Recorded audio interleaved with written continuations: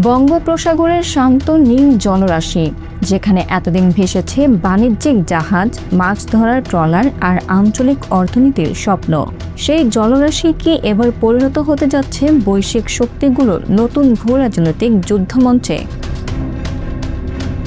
দক্ষিণ এশিয়ার কূটনৈতিক অঙ্গনে এখন ঘুরপাক খাচ্ছে ঠিক এই প্রশ্ন, কারণ সাম্প্রতিক সময়ে বাংলাদেশ ও যুক্তরাষ্ট্রের মধ্যকার সম্ভাব্য প্রতিরক্ষা ও বাণিজ্য চুক্তিকে কেন্দ্র করে নতুন করে আলোচনায় এসেছে বঙ্গোপসাগরের কৌশলগত গুরুত্ব।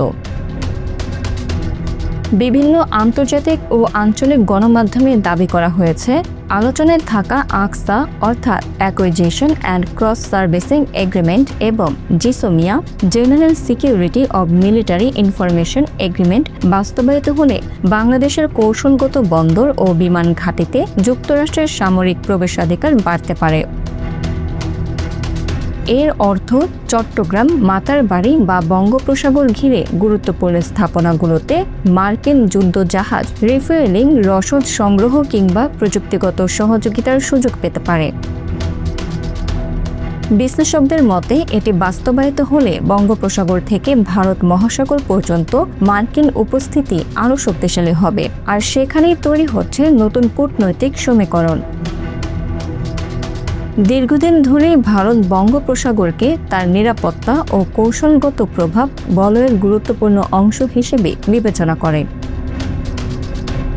ভারতের আন্দামান নিকোবর ঘাঁটি, পূর্ব উপকূলীয় নৌঘাঁটি এবং সাবমেরিন সক্ষমতা এই অঞ্চলে তাদের অবস্থানকে শক্তিশালী করেছে। ফলে বাংলাদেশের বন্দরে মার্কিন সামরিক প্রবেশাধিকার ভারতের নিরাপত্তা বিশ্লেষকদের মধ্যে নতুন উদ্বেগ তৈরি করতে পারে। অন্যদিকে চীনও দীর্ঘদিন ধরে বাংলাদেশে অবকাঠামো, বন্দর উন্নয়ন এবং প্রতিরক্ষা সরঞ্জাম সরবরাহে গুরুত্বপূর্ণ অংশীদার। বাংলাদেশের সামরিক সরঞ্জামের বড় অংশ চীন থেকে আসে বলে আন্তর্জাতিক বিভিন্ন বিশ্লেষণে উল্লেখ করা হয়। সুতরাং যুক্তরাষ্ট্রের সঙ্গে বাড়তে থাকা প্রতিরক্ষা সহযোগিতা বেইজিংয়ের দৃষ্টিতেও অত্যন্ত গুরুত্বপূর্ণ। ফলে বাংলাদেশ এখন এমন এক কৌশলগত ভারসাম্যের কেন্দ্রে দাঁড়িয়ে, যেখানে প্রতিটি পদক্ষেপ আঞ্চলিক ও বৈশ্বিক শক্তিগুলোর নজরে। শুধু সামরিক নয়, এর সঙ্গে রয়েছে বড় অর্থনৈতিক হিসাবও। মার্কিন বাজারে বাংলাদেশের তৈরি পোশাক, বাণিজ্য সুবিধা, তুলা আমদানি, প্রযুক্তিগত সহযোগিতা সব মিলিয়ে ওয়াশিংটন বাংলাদেশকে ইন্দো প্যাসিফিক অঞ্চলে আরও ঘনিষ্ঠ অংশীদার হিসেবে দেখতে আগ্রহী।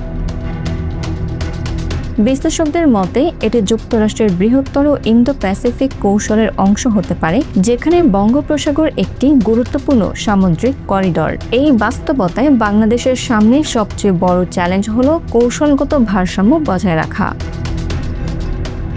একদিকে অর্থনৈতিক সুবিধা, প্রতিরক্ষা আধুনিকীকরণ এবং পশ্চিমা সমর্থন, অন্যদিকে চীন, ভারত ও আঞ্চলিক শক্তিগুলোর সঙ্গে সম্পর্কের সূক্ষ্ম ভারসাম্য।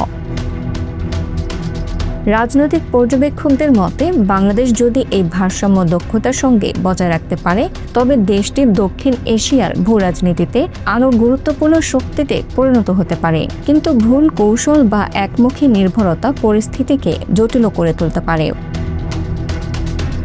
ইতোমধ্যেই অতীতের কিছু রাজনৈতিক বক্তব্য, যেমন সেন্ট মার্টিন ঘিরে বিদেশি সামরিক উপস্থিতি নিয়ে বিতর্ক, নতুন করে আলোচনায় এসেছে। যদিও এসব বিষয়ে সরকারি বা আন্তর্জাতিক পর্যায়ে বিভিন্ন অবস্থান রয়েছে, তবুও বাস্তবতা হলো বাংলাদেশ এখন আর কেবল একটি আঞ্চলিক রাষ্ট্র নয়, এটি ধীরে ধীরে বৃহৎ শক্তিগুলোর কৌশলগত আলোচনার কেন্দ্রবিন্দুতে উঠে আসছে। সব মিলিয়ে বঙ্গোপসাগরের জলরাশিতে এখন শুধু নৌপথ নয়, ভাসছে বৈশ্বিক কৌশল, নিরাপত্তা হিসাব এবং শক্তির নতুন সমীকরণ।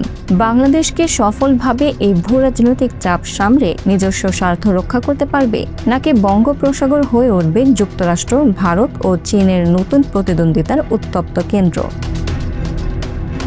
এই প্রশ্নের উত্তরই হয়তো নির্ধারণ করবে দক্ষিণ এশিয়ার আগামী দিনের কৌশলগত বাস্তবতা। Bangla affairs news desk.